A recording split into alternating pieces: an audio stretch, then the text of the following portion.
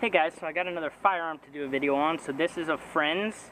It is a 1911. It is, I'm not sure if it's made by Rock Island because there is a sticker on the side and it says Precision International 1911 A1 Cal 45 ACP. So I don't know if it's like a OEM Precision International and then it's licensed through Rock Island or they distribute it or what. But it does come in a Rock Island case and the gun is also marked Rock Island. So if you want to know more information on who exactly makes it, I'm sure there are other videos for that because I am not completely sure, but I'm just going to run through it pretty quickly on all the features. As you can see, it's a pretty bare minimum 1911. This is more of a budget 1911. This isn't a match or something really nice. This is kind of just a plinker, just a shooter. Good for, you know, home defense sort of thing, I guess you could use it for. Let's start with the magazines. I try to always start with the mags. So the magazines hold 8 rounds of 45 ACP. Generally, that's all you're going to get inside of a single stack 1911. 8 rounds is not a whole lot, but it is a very big bullet. So as you can see here, this is a 45 ACP. And as you can see, the bullets themselves are pretty dang large. 45 is a pretty stout bullet. Now, I don't have a 9mm out here to compare it to. It is 45 auto. This is Wolf. It is marked Tula on the bottom, so I think they all come from the same manufacturer, but the boxes are Wolf, but they're just steel-cased 45, just basic ball ammo. They are 230 grains, so they're a pretty dang heavy bullet. So it's pretty thin. The grips on here are rubber, they're not plastic. It does have Rock Island's logo. So let's just go ahead and talk about features on the pistol itself. So on the bottom, it is a full steel gun. The slide and the frame is very heavy metal. It is full size as well. This is not a subcompact or compact. So the frame here is completely metal and it does have rails on the bottom and actually has a lot of slots. So you could put a laser, a big flashlight on here. You have a lot of room for anything you want to put on the bottom. There's a serial number on the side and then M1911A1. Says 2011, so maybe this is like a 2011 style pistol. I thought 2011s were supposed to have like double stacked frames, like a high kappa sort of thing for airsoft, but I could be wrong. Now the barrel is chrome, at least the chamber portion up front. It seems to just be black, but the chamber portion is silver. Cal 45 ACP is marked on the chamber. The front sight looks like there was a dot added to it, but it looked like it was aftermarket. Yeah, it actually just straight up rubbed off. I just rubbed it off. So it was just paint. Somebody had painted it on there. Not very good quality. There's 2 dots on the very back, but they are completely empty and are void of white lettering on it, so, or white marking. So I'd imagine there's already grooves there, so you could probably take some white paint and fill those in. The front one has no groove, and it was kind of a dot was poorly painted on there. It is single action, so as you can see, it's a hammer-fired pistol.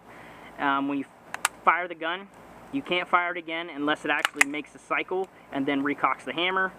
The safety used to be ambi on this pistol. It actually broke, the original one, so this is a replacement, which is just on the one side, which is fine in my opinion. It's no big deal. You have a grip safety here. Magazine catch is not ambidextrous. This gun, 1911s, were designed back like during World War I, so they're a very old system. Pretty tried and true though. A lot of people like them. As far as like internals, oh, I don't know. I took it apart and just cleaned it for the first time because the owner had cleaned it before, and it seems to look good on the inside. There's no complaints. I'm not pointing out anything. Nothing broken or anything that looks like it's gonna break. Seems like a pretty high quality pistol. As far as like accuracy and performance in general, it's a 45, so it seems to hit pretty good, like when you actually hit targets or like even hit the ground. It actually kicks up some dirt pretty good. So it's got some energy to it. The recoil is more than a 40 and a 9mm. I'd consider a 45 up into the bigger pistol rounds, whereas 40s and 9s are like average, I'd say, and then 22s and 22 Hornets and 30 or 380 auto or 32 ACP or whatever it's called. Are smaller rounds. This 45s I would consider a bigger pistol round for sure. Packs a punch. I prefer 9mm, you know, with 15 round mags than, you know, 8 maybe, like With the FNX 45, that's a very modern 45, and those hold about 12, maybe 14 double stack. But for a pistol, like if you took the FNX and switched it to 9, you could probably get like 18, 17 in the mag. So you just get more ammo with 9 overall. So if you have any questions or anything, let me know. I appreciate you watching this video. Awesome pistol. I will clip in just a little bit of shooting at the end. I kind of wanted to make a short video so that I'm not boring everybody. Okay, so we're going to be shooting the Rock Island Armory 1911. Here's the box. It says the Precision International, so I don't know if that's an OEM. It actually says made in the Philippines, which is interesting. Came with this really cool box. We're going to be shooting Wolf steel case out of this today. That's all we've ever really shot out of this. He had some Winchester before, some brass case. This is a steel case. It is 230 grain, so it's a heavy bullet. 45 is pretty dang heavy. Just to show you the ammo, that's what it looks like. It is full metal jacket, just standard ball ammo. I have 2 mags. They hold 8 rounds each, as you know, because I will be putting this at the end of the video. So let's go ahead and take a couple shots.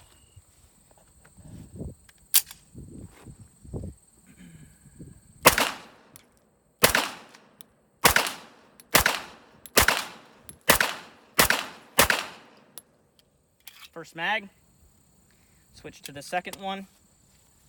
The magazines are really nice and they're like chrome finish or something like that. Really nice and smooth feeding.